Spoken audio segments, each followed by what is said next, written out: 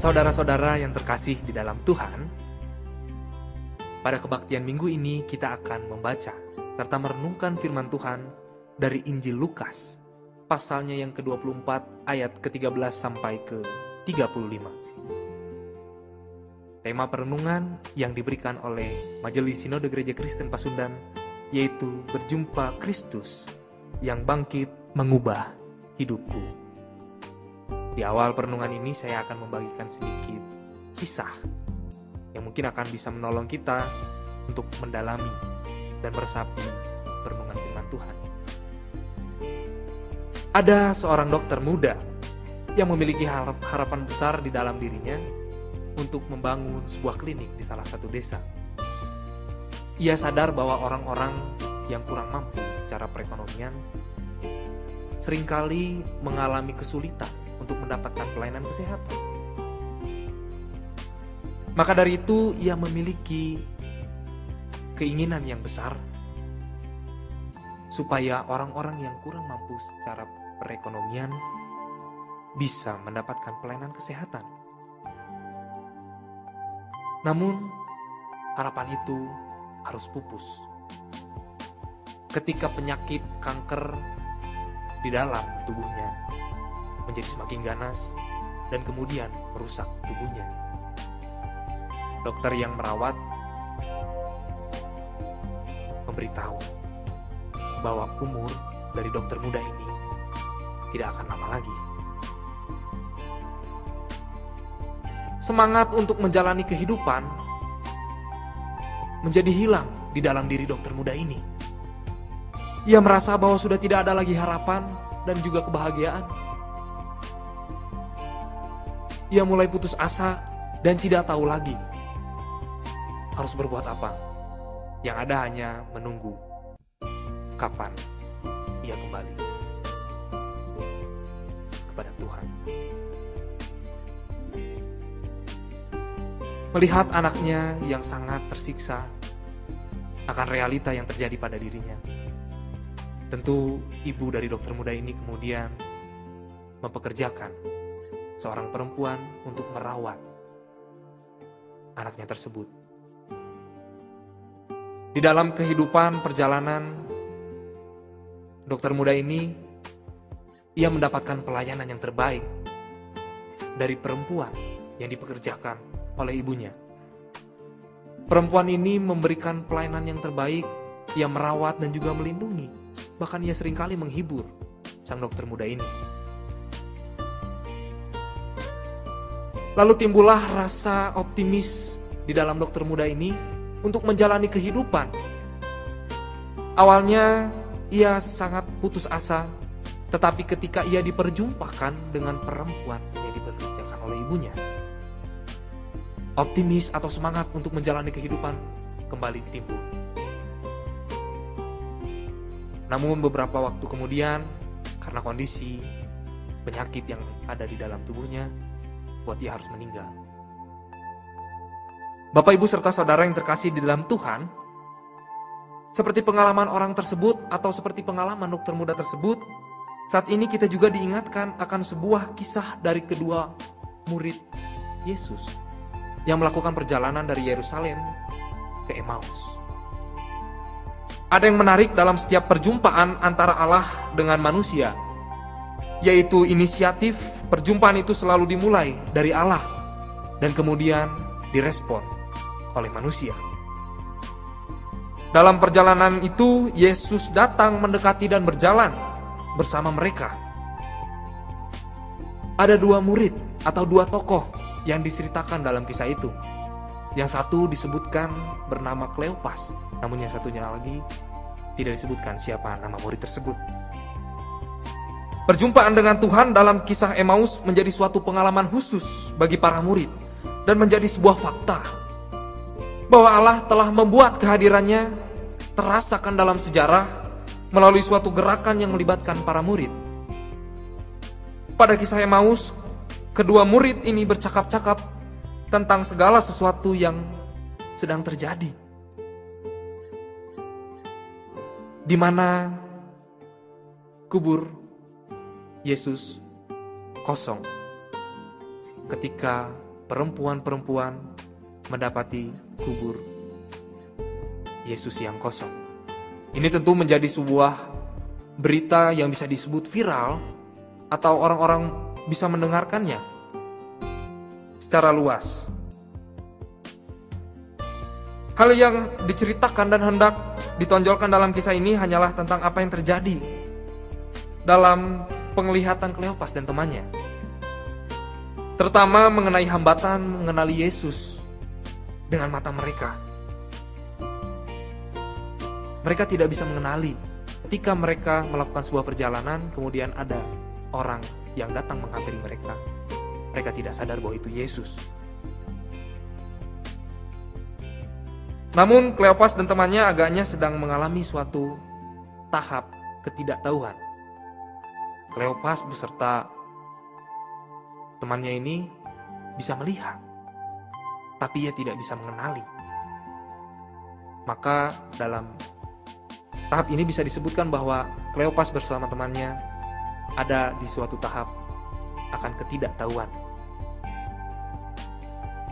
Ketidaktahuan ini terutama ketidaktahuan tentang keberadaan realitas Yesus pasca Paskah.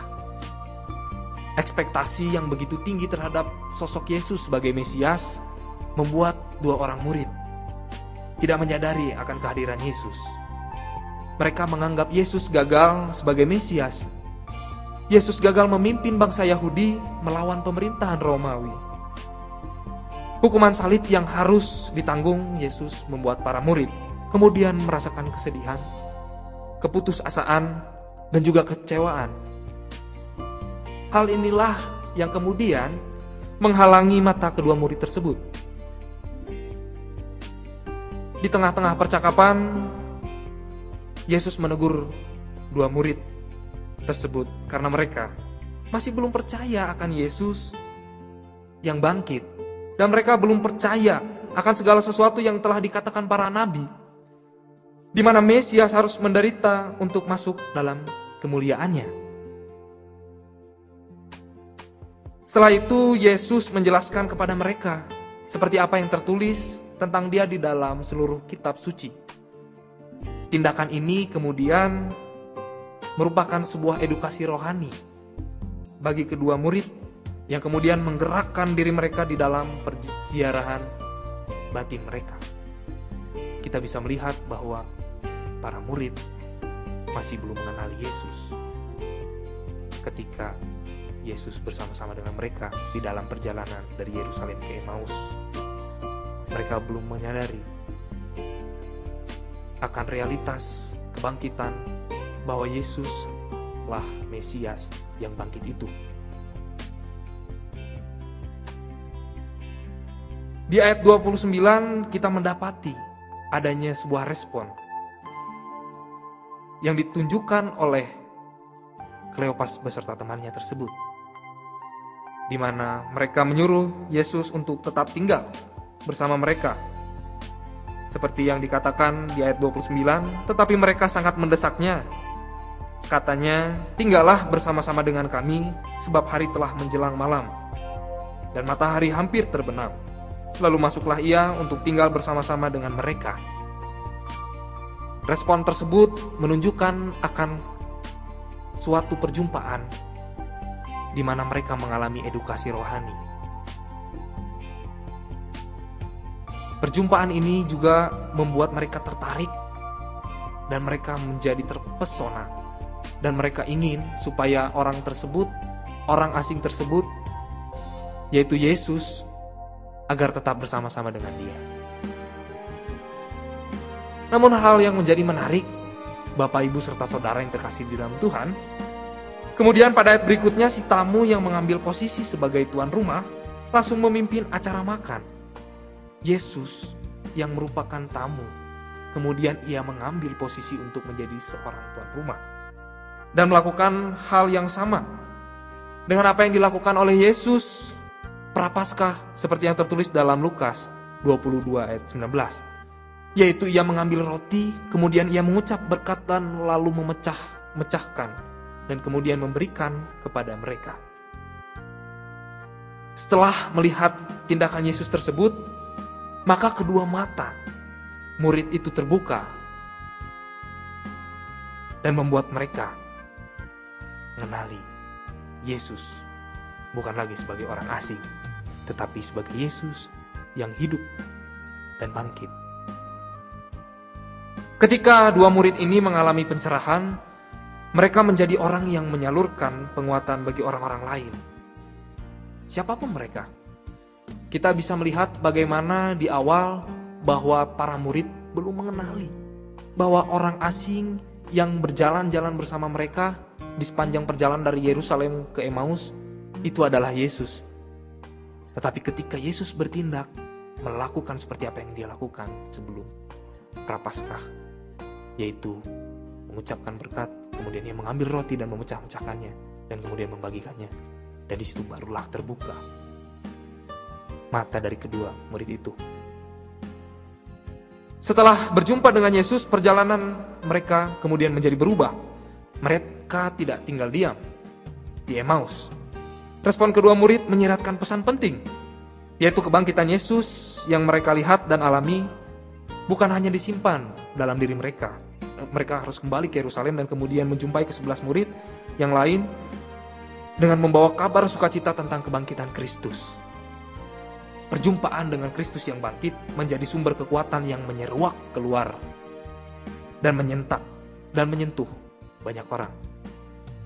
Di dalam kebangkitan Kristus, segala ketakutan, kesedihan, dan kekecewaan kemudian berganti menjadi sebuah pengharapan yang mengundang orang untuk percaya dan optimis di dalam menjalani kehidupan ini. Ada banyak cara yang Tuhan lakukan untuk bisa datang dan melawat setiap kita. Bukan hanya itu, Tuhan juga bisa memakai siapa saja, orang-orang di sekeliling kita, agar kita bisa mengalami perjumpaan dengannya. Mungkin di antara kita ada yang bisa mengalami perjumpaan bersama Tuhan di dalam peribadahan. Baik itu melalui puji-pujian yang kita nyanyikan, baik itu dari perenungan akan firman Tuhan yang kita dengarkan, atau mungkin di dalam sakramen perjamuan kudus yang kita terima. Ibadah tentu menjadi sebuah respon bagi kita untuk bisa mengalami perjumpaan dengan Tuhan, dan kita bisa merasakan hadirat Tuhan di dalam diri kita. Bukan hanya di dalam ibadah, kita juga bisa merasakan perjumpaan bersama Tuhan di dalam kehidupan kita sehari-hari. Bisa juga melalui pengalaman-pengalaman yang mungkin tidak menyenangkan di dalam diri kita, atau pengalaman-pengalaman yang begitu menyenangkan dan membuat kita takjub akan Tuhan. Namun, sebagai manusia kita pun harus sadar bahwa seringkali di dalam kehidupan ini kita tidak bisa membaca kehadiran Tuhan di dalam kehidupan kita.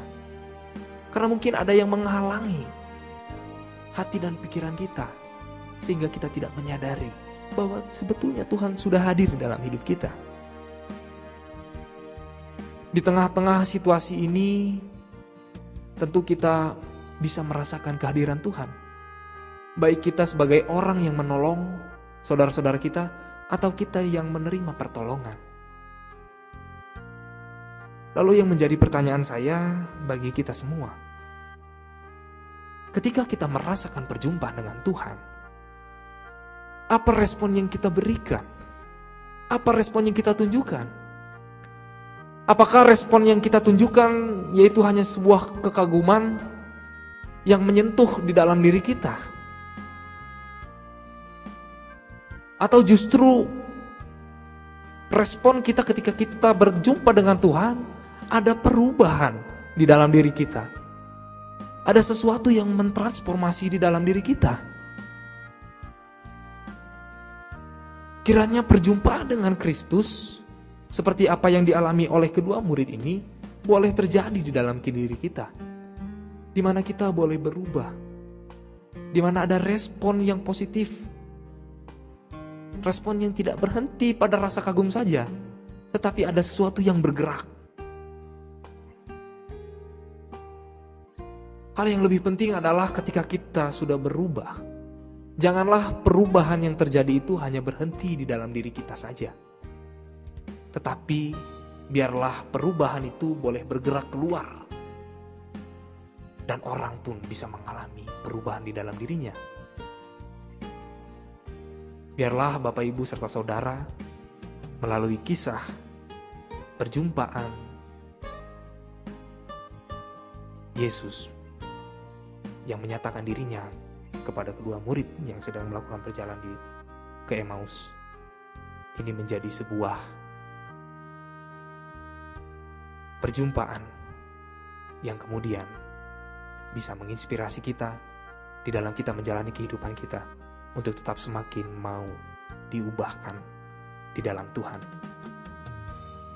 Kiranya Tuhan Yesus memberkati saudara.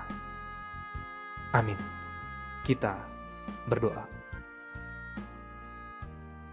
Kami sungguh bersyukur ya Tuhan untuk firman-Mu yang boleh menerangi kami. Kami boleh belajar untuk mau terus berada di dalam hadirat Tuhan. Mampukan kami ya Tuhan untuk boleh merasakan perubahan di dalam diri kami. Ketika kami berjumpa dengan Tuhan, biarlah perjumpaan bersama-Mu tidak berhenti pada suatu rasa kekaguman yang menyentuh diri kami. Tetapi biarlah perjumpaan itu boleh kami respon dengan sebuah tindakan nyata, yaitu perubahan di dalam diri kami dan juga perubahan yang mampu mengubahkan orang lain. Inilah ya Tuhan diri kami, mampukan kami untuk boleh tetap setia bersama Tuhan. Amin.